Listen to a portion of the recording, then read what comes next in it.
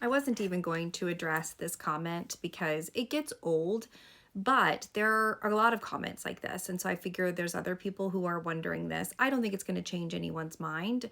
I'm from the South, and the saying that I have is that I don't think God Himself could come down and tell anti vax people that vaccines are safe because they have such a fixed belief that they just move the goalpost. Every time you say something and say, okay, well, here's the real truth. Then they'll say, well, what about this? And then you say that. And then like, okay, well, what about this? It just keeps going one more to the other.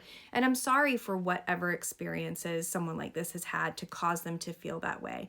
Sure, they honestly believe that hundreds of thousands of pediatricians, family practice doctors, infectious disease, health and human services people, public health people are really truly sitting around knowing that there is information that can harm children and is withholding it. Yes, there are situations where pharmaceutical companies have done harm, where doctors have done harm, where hospitals have done harm. But to say that this many people are involved, like this is a conspiracy that is like unknown to anyone. I mean, how are this many people involved? None of us are seeing that. I have made two VAERS reports. If you really want to know, I am bound to report all of them. I have made two VAERS reports. Both of them have actually been deemed to be something else. So I'm sorry for whatever experience you have. There's no reason as a nurse you would necessarily have needed to know about VAERS. I don't know if that's taught in nursing school, but it's definitely taught in medical school. And every doctor who is licensed to give vaccinations or practitioner in the United States has to know about VAERS.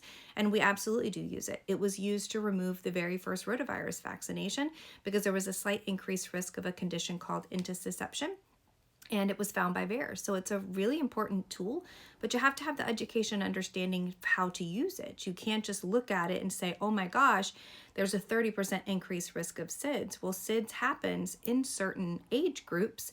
Those age groups are always getting vaccinations. And there is a lot of research into that. Whenever there is a bump, even if it seems silly, they look into it.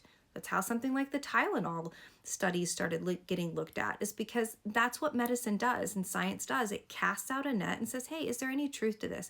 Is there anything that can be done? This has been going on since the 1970s.